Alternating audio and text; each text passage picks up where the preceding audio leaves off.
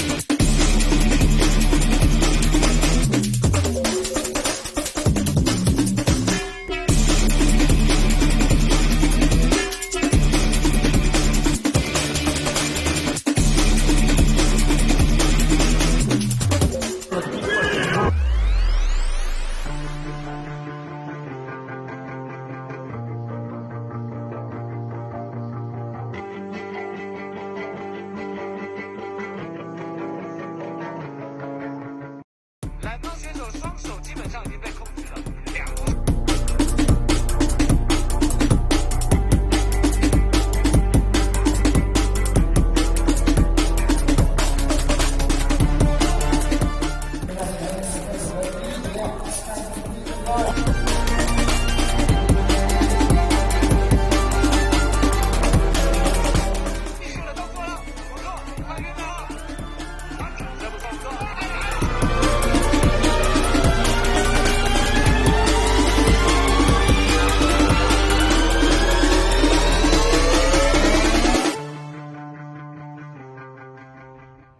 All right, we're recording now. All right, hopefully this will be the first of many episodes detailing the road to the UFC Octagon or some other pro federation by our boy right here, Giovanni. So before we get into it, Josh Phillips is going to be giving his the strength and conditioning program that you're going to be doing 3 months right now from where we are to your first fight in June. But give us a little bit of a background, yourself, your pro career in the US, coming to China, and yeah, take it away. Man, I don't really know where to start. Should I just start like what, at the beginning? At the beginning, yeah, but you got to fast track it too. Yeah, I'm sure it's a long story. Fuck. Man, yeah, I guess, I was young, fucking a troublemaker. I was like 15 years old. I dropped out of school, and actually it was like one of my ex-girlfriend's brothers found this place. He knew I wanted to fight, so he sent me there, and I went to this first gym. And this gym I went to, it was a mixed martial arts gym, and just started taking it up, and I caught on really quickly with everything. And within a couple months, I competed for the first time, and my coach knew that I wasn't going to school, and he straight up told me that if I didn't go to school, that was all right, but I need to stay in the gym. If I don't stay in the gym, he's going to kick me out of the gym. So I just fucking every day, literally 24 hours, because at one point I even lived there, and just every day just training full time. And 15 years old, my first competition was 2 months in of training. I joined, it was a NAGA, a National North American Grappling Association. And I jumped into the tournament 2 months in. My coach, a bunch of us were competing, and he told us, hey, all right, so sign up, sign up for novice, this, and that. I'm like the go hard or go home kind of guy. So like I'm sitting there 2 months in, and I'm like hiding my sheet of paper, and I'm like advanced division. And then I fucking go to the counter behind my coach's back. I'm fucking 15 years old, and I slide him the paper, And then they're looking at me. Even the guys at the table are looking at me because I'm this little scrawny kid. And I'm like about to fucking go roll with black belts. They're like, what the fuck's wrong with this guy? And then they're like, fuck it. And they let me go. And man, I remember I got fucking caught in a flying armbar like in like 0.2 seconds. And the guy was like breaking my arm. And I'm literally trying to pull my arm out. And the ref just stopped it because obviously my arm was fucked up, but I didn't tap. And I just I'm sitting there, my arm's like dangling, and I'm like, I didn't tap. What the fuck? I didn't tap. And that was it, man. I was already hooked, but that shit just did it for me because I remember leaving and thinking the whole time in my head, like I'm looking back now, yeah, that guy could have fucking took my arm home with him. But back at that time, I was just thinking, man, like I wasn't done. Like fuck this guy. And then, my coach got pissed that I did the advanced division. But sure as hell, a month and a half later, the next Naga came by. I went over there. My coach was like, all right, you're going to do the novice again. I'm like, yeah, I lied. I did the advanced again. And I won my first match. There you go. And it was like, I don't know. I was just meant for it. I remember after the tournament too. And it was weird because I wasn't supposed to win that first match. They didn't think I was going to win. I won. And then they gave me a rematch with the guy immediately. It was bullshit. And he won a decision the second round. And I was like, all right, fuck it. And my coach after that, he had like this meeting in the gym. And I remember saying he put me on blast in front of everybody. He said, look, Gio shouldn't have did what he did. But now he proved to me that he deserved to be where he was at. So, I don't like he agreed with me and my decisions. So after that, from the get-go, always competing at the top level. And in the beginning, I lost a lot, but it was, caught up, man. Eventually, I have over I don't even know how many grappling matches, near 100. And towards the middle of that time, man, I was winning and I was doing very well. And I stopped because I started fighting. And then when I started fighting, I was thinking, I remember I got hurt one time in a grappling match a week before a fight. And that was one of my last grappling matches. I was like, man, this is bullshit. I shouldn't do this. Like I shouldn't compete in grappling and then risk getting hurt before I go fight. Wow. I started doing that 15. I remember I wanted to fight from the get-go. Even when I wasn't ready, I just wanted. And then in America, in my hometown, Miami at the time, you needed to be at least 18 years of age to have a professional fight. And so I'm 17. And I'm telling my coach, I'm like, man, I'm fucking ready. You need to get me in here. I'm ready. And my coach is like, calm down, Gio. Calm down. And then they got me this kickboxing fight. And I'm like, man, I don't want to fight kickboxing. He's like, no, you got to do this. And then I'm like, bro, there has to be some kind of like deal we can make. I gotta get into this fucking MMA thing. I got to do this shit. And then he's like, listen. And he said this joking around because in Miami, my hometown, these amateur kickboxing matches, nobody's knocking anybody out unless there's some big ass fucking jack motherfucker throwing fucking wild punches. Yeah, someone's gonna get hurt, but like little weights, nobody's knocking people out in amateur kickboxing matches. So my coach is like, hey, listen, you knock this guy out, we'll give you a fight. And I'm like, sure thing.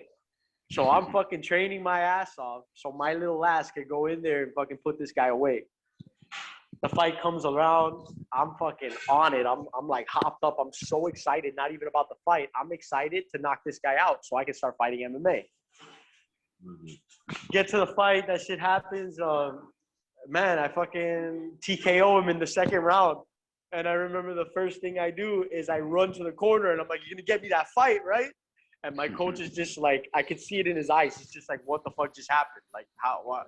This wasn't supposed to happen. Right. And then, sure thing, man. He, I look back at it now. He wanted what was best for me. Like he wanted to breed me, like bring me up slowly. He wanted by this time today, now, fucking 15, 16 years later, I'm 10-0, 11-0, and I can go to the UFC with a spit-shined record, and but I wasn't really thinking about my record. I was thinking about the experience. I was thinking about going into a fight and being fucking hard-nosed, dog. Been through it all, like I'm fucking ready, And so by the time I turned 18, he didn't give me the fight. And I was like, man, what the fuck? What the fuck is going on? So then my at the time, one of my closest friends, and now my professor, the one who gave me my black belt, Pablo Alfonso, was like, Gio, you're ready to fight. And I'm like, I know I'm ready, bro, but look what my coach is not, look what he's doing. And then he's like, listen, I know a guy. I'll give you the fucking number. You can call him. Just tell him you know me. And then I'm like, all right. I call the guy up. I'm like, look, dog, I'm ready, bro. Anybody you want, bro. I know Pablo, bro. I'm fucking ready. Whoever the fuck you want, put me up against, put me in. I was hot-headed as fuck. I was so arrogant, like ridiculous. Like a fucking little 18-year-old kid, like straight up, like just out of my mind. And I got a savage beast in my first fight, and I wasn't ready mentally. I got this guy. His name was Dennis Sedeno. He fought in the UFC. This motherfucker has like 10 wins, all by knockout. Actually, 10 wins, 9 by knockout. I'm the TKO his first fight and my first fight. And it happened in like fucking 20 seconds or some shit like that. And it wasn't like I didn't fight. I was fucking chasing him like a wild animal. Like I wanted to take his head off. All I saw in my head was blood. And he just caught me with a punch while I was fucking hitting him. I was going at him. That was a long ass 20 seconds. And just fucking put me down. And then after that, I remember it was like the first time in my life the first and only time in my life that I felt like I died. I woke up and I remember going out with my boys. I was actually with fucking, all my boys, man. And then I was just like, man, fuck this shit. Like I gotta make a change. Like, this is what I'm supposed to be doing. This nigga didn't catch, excuse my language, this motherfucker didn't catch the best of me, Like he caught me just being a fucking punk-nosed kid. And this motherfucker's a grown-ass man, 30 years old, fucking karate black belt, strong-ass Cuban motherfucker. Like I had no business in that fight. I just had a big-ass mouth. And but then at that moment, everything switched up. I called that same dude again, and I'm like, look, like same shit, different attitude. I'm gonna calm my ass down, but still, again, get me anybody the fuck you want. I'm fucking ready. 2 months later, I got back on it. I fought this motherfucker, Eric Luke, who beat my professor. Again, I shouldn't be fighting this guy. This guy was 4-0 at the time, or 4-0, 4-1. This guy beat Alex Caceres, who's in the UFC. He fucked up Alex Caceres. And he beat up my coach. This guy's a fucking top-tier fighter in Florida. And I'm coming off a fucking loss, 18-year-old kid, 0-1, TKO loss. I had no business in this fight. My coach was super pissed that I even decided to jump in here. I go, whooped his ass for 3 rounds, got the fucking decision. And it put me back. After that, I started on a streak. I was just going. I had one fight. They robbed me, but everybody in Miami's the kind of place, man, you're fucking there. You do something, everybody sees it, So it don't matter what a fucking paper says. Everybody saw it, So, like, I had a loss there. It wasn't really a loss. Everybody knew I won the fight. I was just on the map, bro. At that point, it took like 2 years. People didn't even want to fight me in Florida because the top guys in Florida, they wanted to fight top guys. And I didn't have like a lot of fights, but I was fucking dangerous. You could clearly see in my fights that I was just a dangerous fucking kid. And people didn't want to fight me. So then I wanted to start broadening my horizons, learning new styles. I wanted to learn Muay Thai. So I met with my another coach, Mac. I went to Chicago, trained with him. He's Ricardo Lamas' coach. He's put a few guys in the UFC. He's my coach from far now, and he started hooking me up with fights, and I started going again on a fucking tear, bro. I had this dude Sean Shelby knowing my name, fucking ready to put me in the slots, and I was just a punk, man. It started getting back to it, like I was cocky as fuck, arrogant, skillful, talented. But my work ethic, you know, in the beginning, I had a work ethic because I wanted to learn everything. And then I have such a mind for this shit that, man, like I'm not about to sit here and tell you guys I know everything. But, man, I know a lot of shit. And I practice a lot of shit. Hours and hours every day, living at the fucking gym for years, just fucking preparing for this shit. But at the same time, you know, like, it got to the point where, man, I was just like, I was like easily doing shit without really properly training. Like, I was training technique, learning shit, but, man, I was drinking all the time. I always drink. I fucking did drugs, fucking fucked around all the time, always trying to play.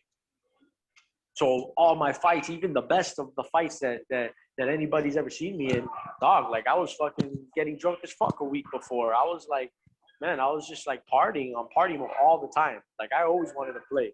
If I had an option to play or train, I'd fucking go play. You know, like, and then, yeah, dog, it just, my career started slowly crumbling. And it's not that people were kicking my ass, but, like, I just wasn't properly prepared, and I just started on this little downfall mentally outside the fights, that in the fights you could just see that, who the fuck is this guy? I'm just like standing there, like, letting these guys do things to me, and it's not that they were like hurting me or finishing me or shit like that, like but they were just like making me look like I was just some fucking average guy. And then I had spurts where I would, you know, train for a fucking week or two and then go to a fight and actually do good.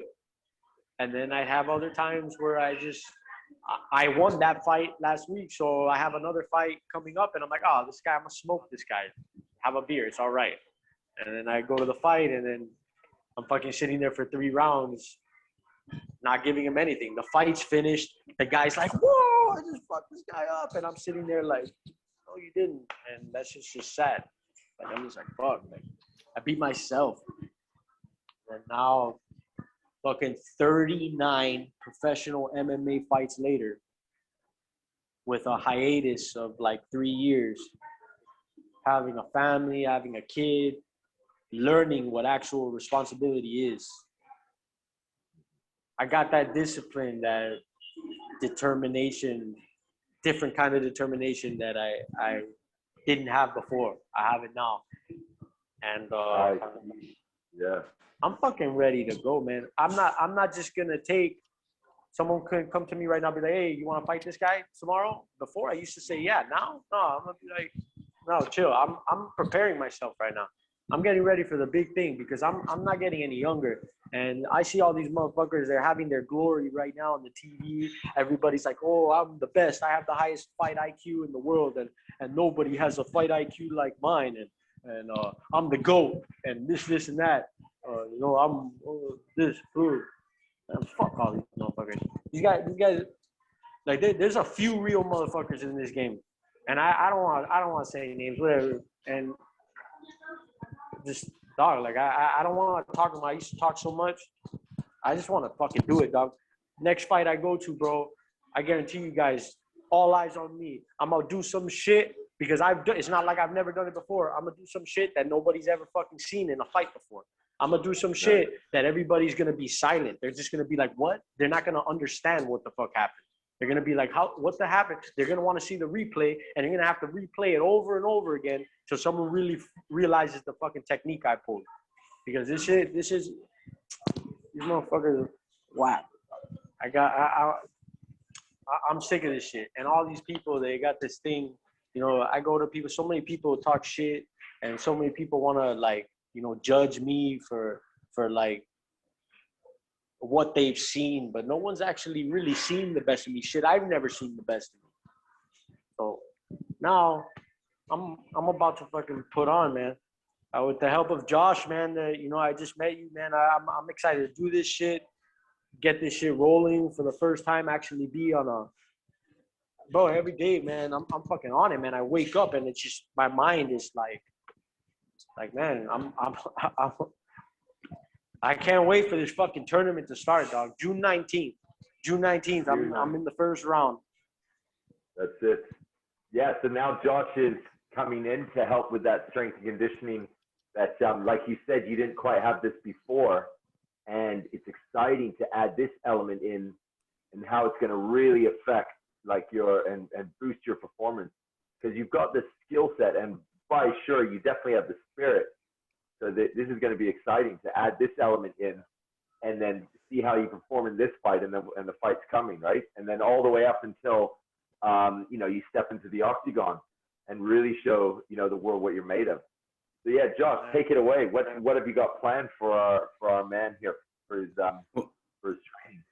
Yeah, that's so cool, Giovanni, to hear your background. Like from Florida, I've never been there. I've been with Johnny. We've been to the other side of the states, but obviously we follow MMA and we know the layout of the US. So Florida, I totally get the whole partying thing, right? People always say Miami's super crazy, so you kind of got to get out of there if you're in the party scene, because it just drags you back in, right? So yeah, wow. If you you have the discipline and the hunger, that responsibility you mentioned, and then you add in the conditioning, I think it's going to change so much for you, right? Because you got that sort of natural, you're a fighter rather than, they always talk of fighters and athletes, right? So you're a fighter, but it's very easy to add that athletic side. So I think it's gonna do so much for you. And you can see I send you the program, and I just as we started, I sent through the first day, being today, the videos of each of the exercises in order. The video is just like 5 or 6 seconds, so it's the movement that you should do, just not with the weight. I've just done everything with if it's a barbell, no weight, just so that you can see the movement, just in case you're not sure of a movement. And then you can see in the beginning, this week and next week for sure, the training sessions will be the same, so that you get used to the movements and you can check week to week where your strength levels go up.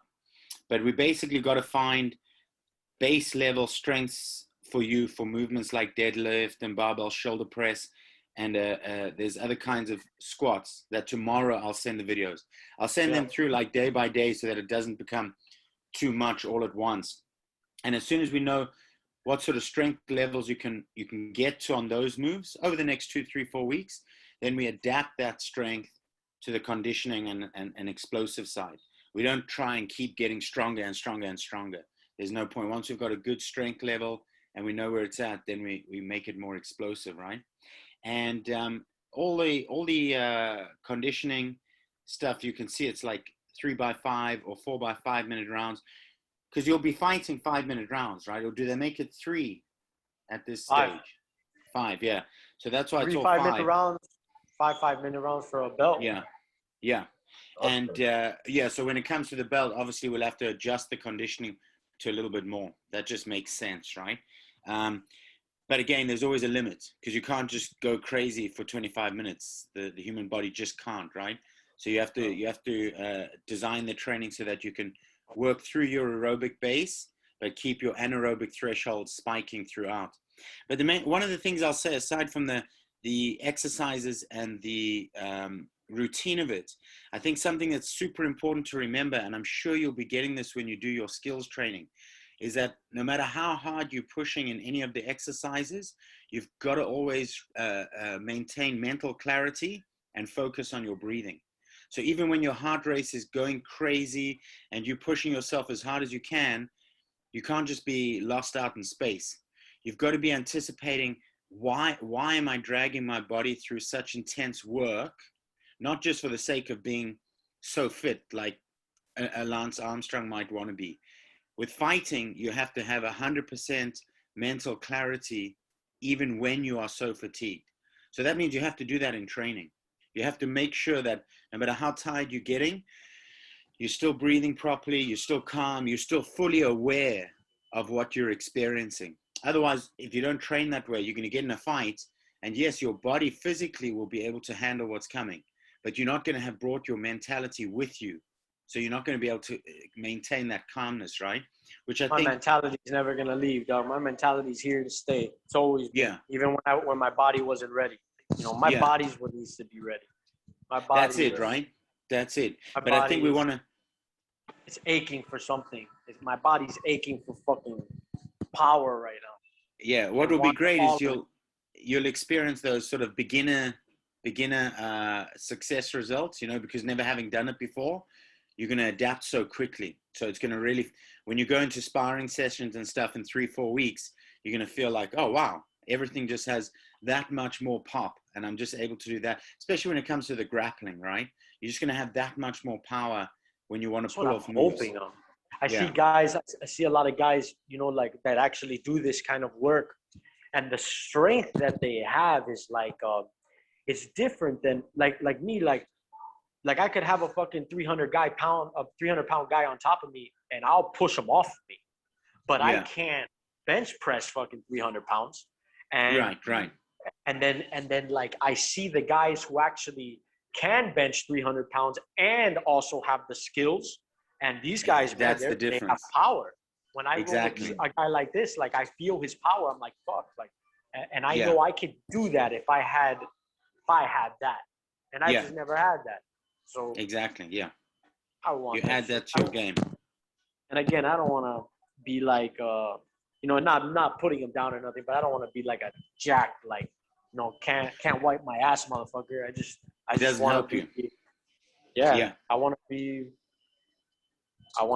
explosive, move, flexible, just strong. Yeah. No, and Strong. you'll end up getting that just simply by moving weight because you've never done it before.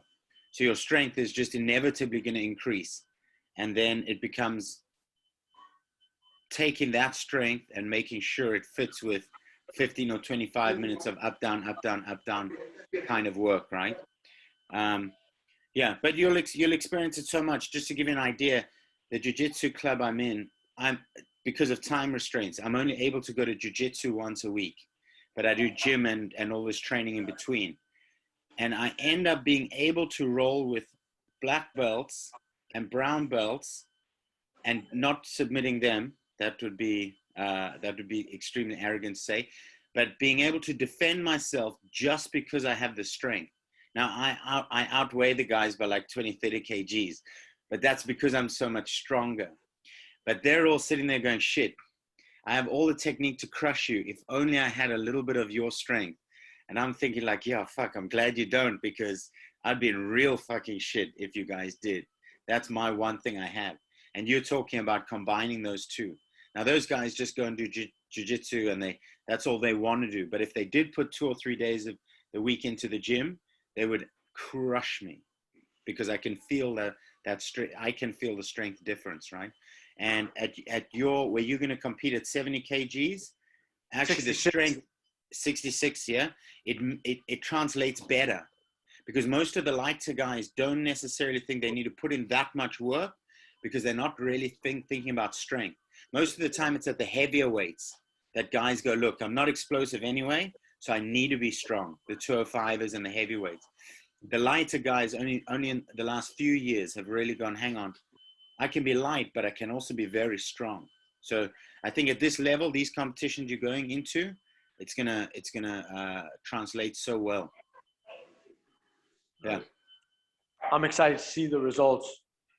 Yeah, mainly I just want to, and not obviously, you know, about the performance, but yeah, I want to have my fucking bod looking a little sexy when I go up there too. I don't want to be looking like a fucking dork. Yeah, yeah, for sure. Right. Gotta give the fans what they want too, right? Gotta look at it.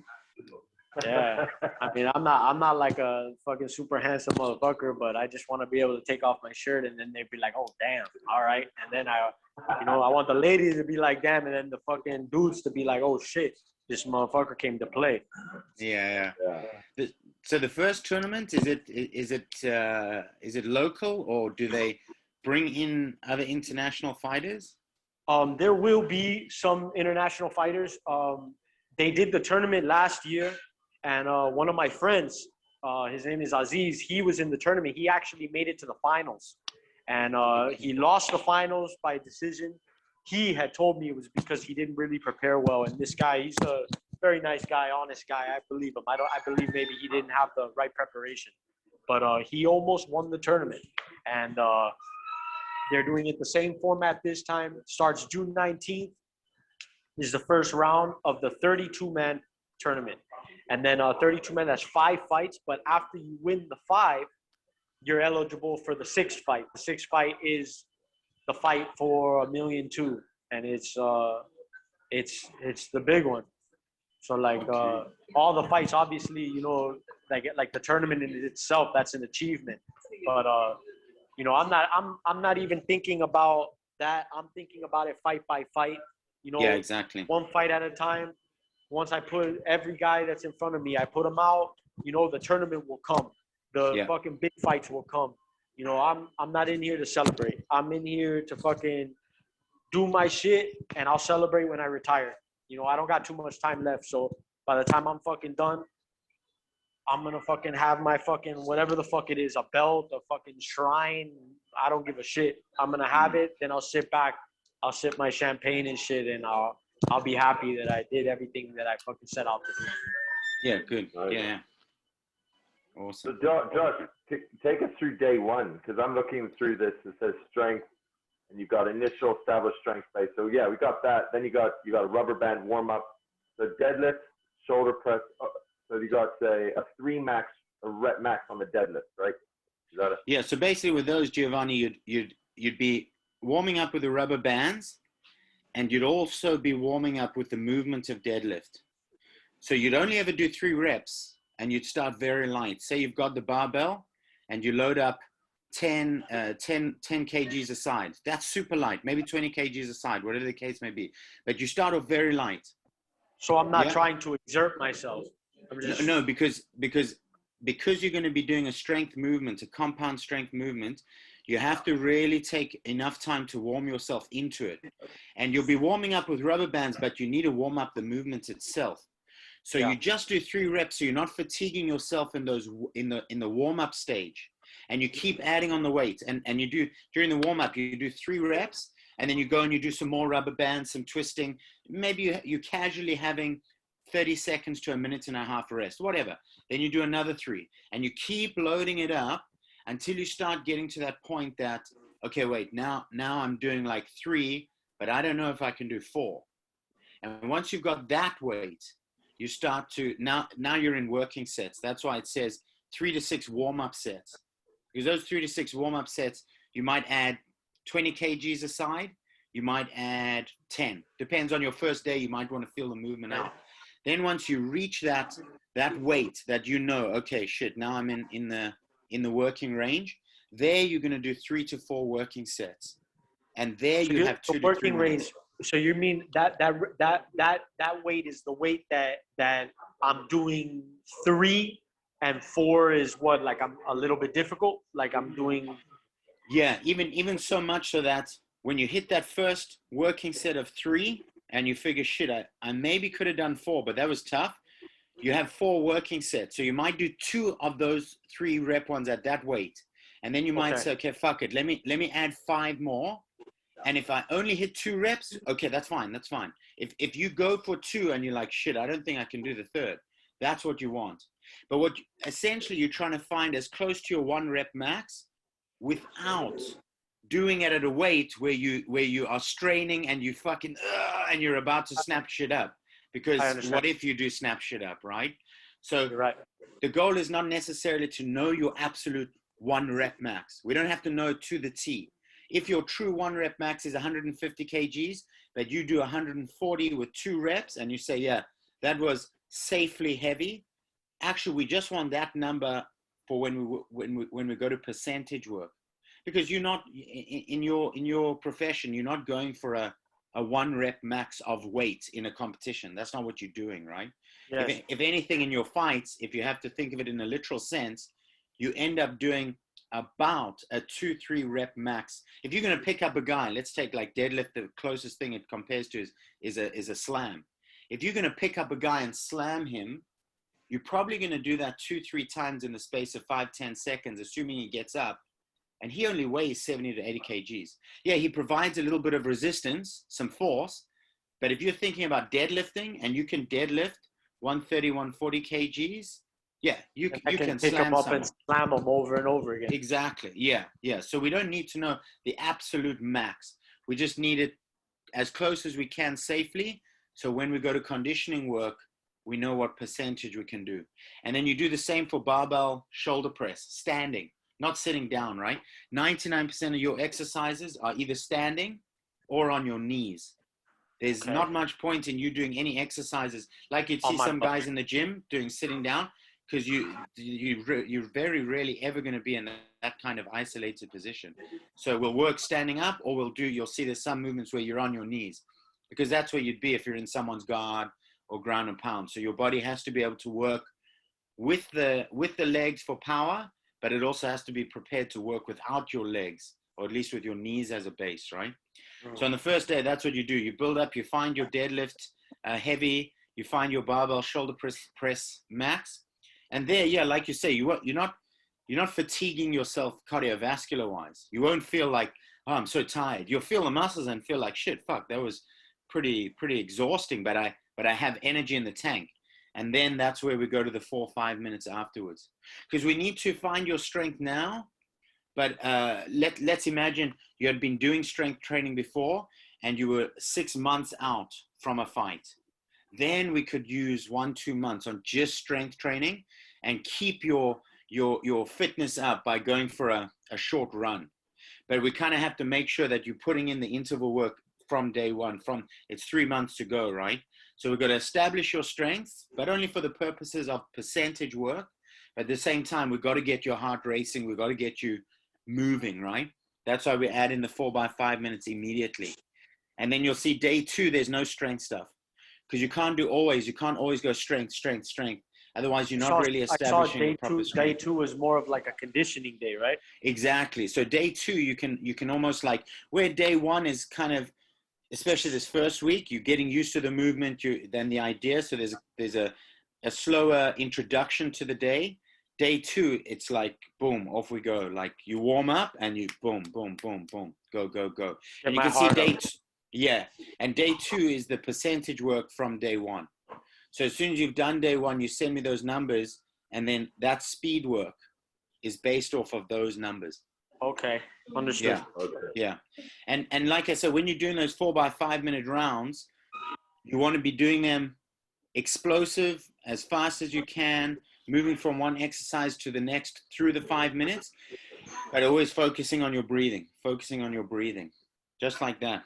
And then you can see I've put at the very end of every session, if you're feeling like, okay, I want to put in a little bit more work, you don't want to put in more interval work. If anything, you want to give something that at least brings your basic aerobic level up, right? If you take like guys like the Diaz brothers, as an example, right? They're able to go for 25 minutes at a certain level because their basic aerobic level is so high, because they do 2-3 hour triathlons. But if you look at them in an explosive capacity, they don't have any explosiveness really, because they don't do any interval work. They don't grab any heavy weights and move. That's not their thing, right? So you don't necessarily want your aerobic base as high as theirs per se, because you have a totally different fighting style to them. They just stand on the feet and throw fists. You're up, down. So you want that explosiveness. I want to be able to keep a steady pace while being able to explode and go back to that pace. Exactly. Yes. I don't want to go below that pace ever. Yeah. I want to stay at a nice pace and explode, and then go back and explode, and then be able to rest on my high pace. A high basic aerobic. Yeah. So that's why you'll see at the end of each session it says, feeling you want more, do a 15-minute treadmill run. But there, what you want, because you've done all your explosive work, your system is pretty fatigued. You want to be able to get on the treadmill and run at a consistent speed for all 15 minutes. So if you go up to, like, if you put it on 12 and after 5 or 6 minutes, you're like, shit, I can't keep this up. I got to drop it to 10. Obviously you have to do that, but next time you get on the treadmill, you start at 10. And once you can complete 10 minutes at 15 minutes at 10, then you try 15 minutes at 11, then 15 minutes at, so you're raising that consistent base. And sometimes it's running. Other times, if there's a bag at the gym, it would be really good to end the session off with 15 minutes on the bag, where you're doing that. You non-stop, but every now and again, you throw a power punch, or you take your reps up 10, 20, 12 punches, but you don't stop. Once you take the standard fight break. If you just exploded on someone and disengaged, you disengage for 3-4 seconds. If you're on the bag, that means disengaging, but still moving around the bag, still keeping your hands up, catching your breath, but 15 minutes, not rounds, right? Because you do rounds at skills training. That's where you do rounds. This is to get that basic aerobic level up. All right. Yeah. So, I'm gonna take video of some of these things while I'm doing them so that you guys can see. Yeah. I can give feedback. And all in all, I mean, the core work, the strength stuff takes a little bit longer because you have to rest in between. In order to build your strength, you have to allow the muscles and the body to rest. Otherwise, you're not building strength, right? You're just doing hypertrophy or cardio. So the strength section takes like 20-25 minutes, but in that 25 minutes you're doing very short spells of work. Then the high rate work is 20 minutes, and then you've got your 15 minutes of aerobic stuff that you can see how you feel on the day, right? So you're looking at being in the gym for an hour and 50, because you got to warm up, and then depending on you personally about stretching, like for me, I don't know, I don't really stretch that much at the gym because I have other times in my day that I stretch. I like to be a little bit tight after gym. I don't want to immediately loosen myself up, right? Stretching is usually my warm-up. I'm dedicated to that when I'm training. If I'm about to do something physical, I have like a 20-30 minute stretch. Like it's a routine that I go through every time before I do a workout. And definitely for the weights, bring in rubber band work, because when you're warming up, stretching is, the stretching's good, but the stretching, if you think about it, it's only kind of preparing the muscle to be stretched and elongated as far as you have stretched. It's not really getting the muscle warm to fire, which is slightly different, right? The rubber band work is sort of getting that muscle ready to fire, because within 10-15 minutes of pulling weights, you're going to be going fast. So you need to make sure that it's really warm and ready to do that, right? So the rubber band is just like, you're taking the rubber band, you're stretching it across like this.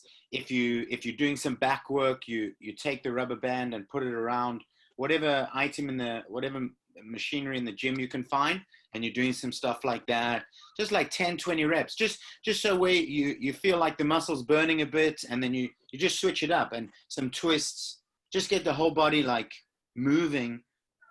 You could just do it by swinging.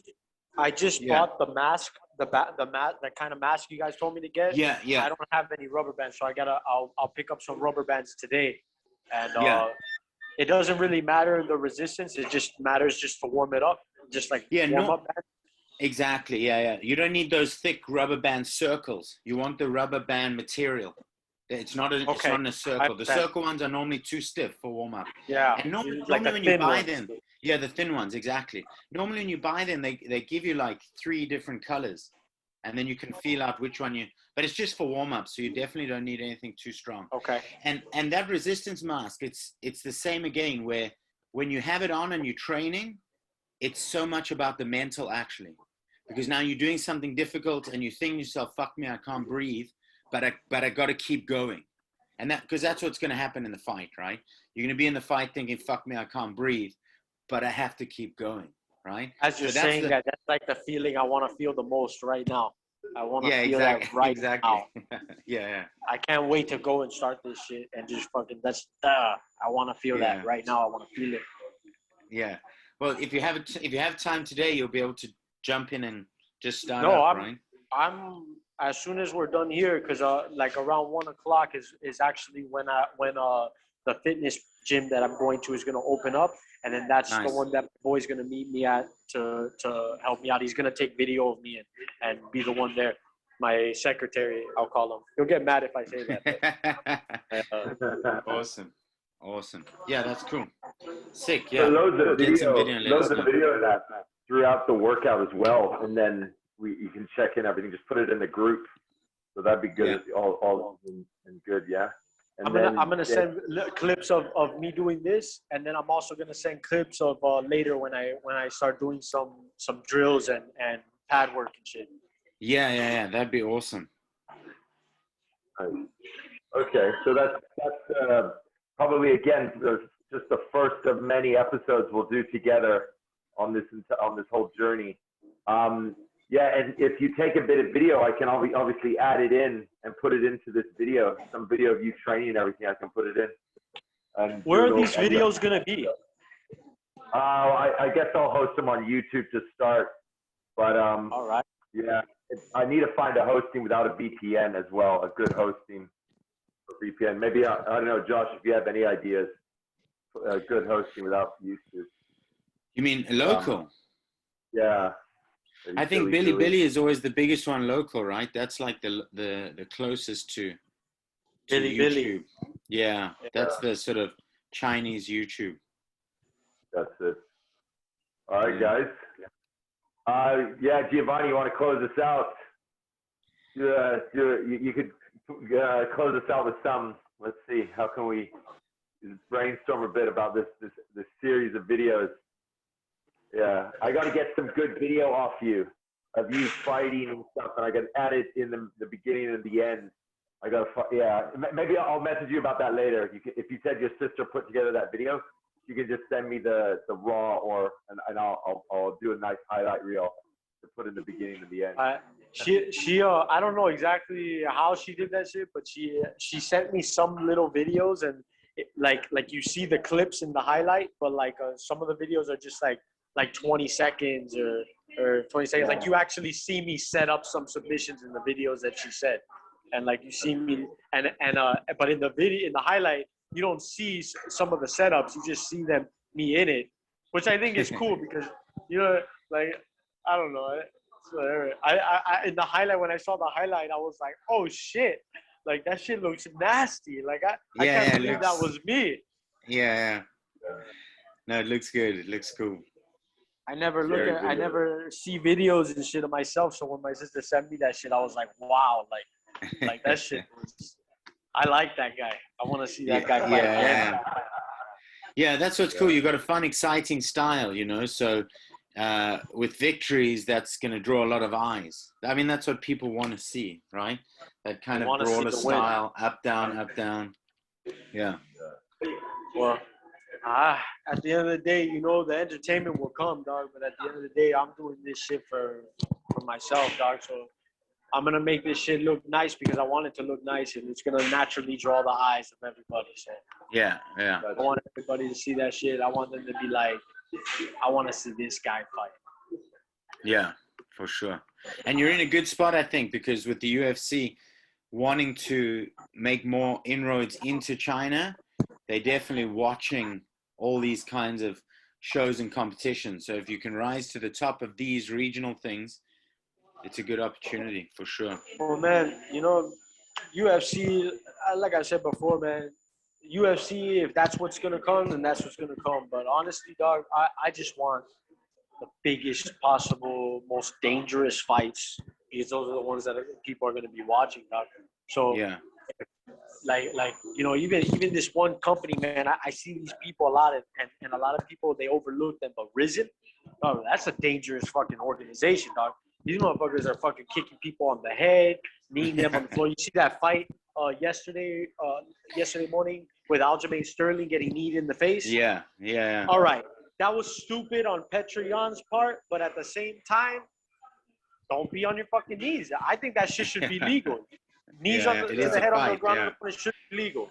You need to be ready for that shit. Him doing that kind of shows where his mind's at. Like, let me put my knee down so he can't knee me in the face. It's not a fucking game. Fight, you know, like I don't know, man. So like Risen, you can do that shit. I think one you can too, but I don't know what the deal is with that. But even there's some dangerous motherfuckers outside the UFC, and some good ass paydays too outside the UFC. I just want to get me some of them, whether it's in the UFC or not. I want to get me that action, dog. I'm fucking ready for that shit. That's what I'm talking about, how to close this out, man. I dig it. That's awesome. There we go. All right, awesome, guys. Giovanni. Let me know how it goes today. Send some videos, and then, give some feedback. And then tomorrow I'll send the next set of videos for Wednesday's training. So give yourself a break between training. So this week, go Monday, Wednesday, Friday, Saturday. And you'll see the Saturday day, it's... there was a fourth day. I didn't see that. I only saw 3. Yeah. The fourth day is just like not in the gym, try if you can take yourself out to like a park where there's maybe a hill. I did see that. Yeah, The and you sprints up the hill. yeah, and you basically I just know the perfect place. I know the perfect place. perfect. Yeah, so you're at the bottom of the hill. You do push-ups to failure. Push-ups and fitness are directly correlated. So the more push-ups you can do, the fitter you are, which sounds so crazy in terms of if you could do more push-ups, you can run further. They are directly correlated. So if you build your push-ups up, you're getting fitter. So you do as many push-ups as you can, set one, and then as soon as you're done, take yourself as hard and as far as you can up that hill. However far that might be. 10 times, right? You said? Yes, yeah. But give yourself lots of rest. Give yourself as much rest as you think you need between each set. So you only do the next set when you feel like your breath is back. Almost 100%. And I'm ready exactly. to So that it's 10 sets at 100%, but it might take you 30 or 40 minutes. Who knows, right? Okay. You just Understood. feel out the rest between that. Yeah. Perfect. I'm excited for that day. Yeah. I'm ready to feel the burn, dog. I'm ready to go right now. I gotta call this motherfucker up and tell him to come right now because I don't want to wait anymore. Sweet, man. All right, dude. Right, have a good one. Have a good workout. Awesome. All right. Sweet. Cheers, guys. Cheers, guys. Peace. Peace.